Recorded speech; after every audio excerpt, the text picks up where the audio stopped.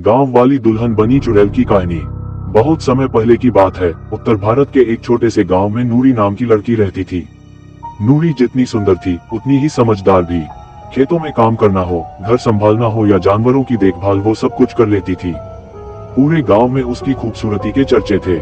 हर लड़का चाहता था कि नूरी उसकी दुल्हन बने, पर नूरी का दिल सिर्फ विवेक के लिए धड़कता था। विवेक गरीब था लेकिन सच्चा और ईमानदार। नूरी को उसका यही गुण पसंद था। दोनों एक दूसरे को बचपन से जानते थे और जब शादी की बात आई तो नूरी ने साफ कह दिया, मैं शादी करूंगी तो बस विवेक से ही। गांव के बड़े बुजुर्गों को ये बात पसंद नहीं आई।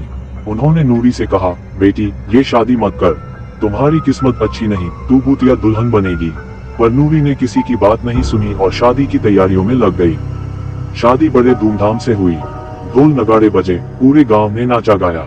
लेकिन जैसे ही रात गहरी होने लगी, अजीब घटनाएं होने लगी। अचानक नूरी मंडप में बेहोश हो गई।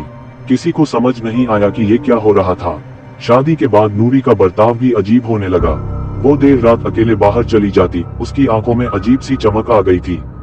कई बार गांव वालों ने देखा कि वो अकेले में किसी से बातें कर रही थी। विवेक को भी महसूस होने लगा कि कुछ तो गड़बड़ है, लेकिन जब उसने नूरी से पूछा तो उसने बस रहस्यमयी मुस्कान दे दी और कुछ नहीं कहा।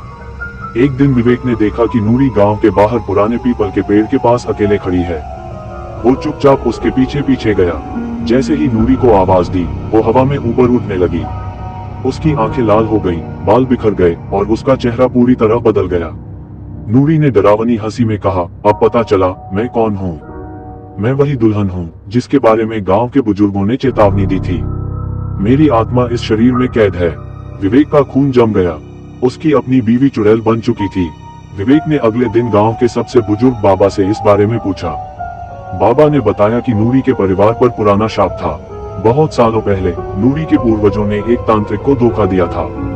तांत्रिक ने गुस्से में कहा था, तुम्हारी आने वाली पीढ़ी में एक लड़की होगी जो कभी पूरी इंसान नहीं बन पाएगी।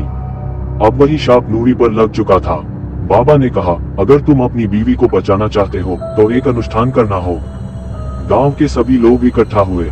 बाबा ने एक बड़ा अनुष्ठान शुरू किया। जैसे ही मंत्र पढ़े जाने लगे, नूरी जोर जोर से चिल्लाने लगी।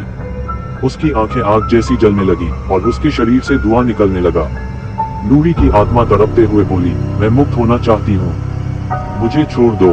आखिरी मंत्र पूरा होते ही नूरी जमीन पर गिर पड़ी। उसकी आत्मा अब शांत हो चुकी थी।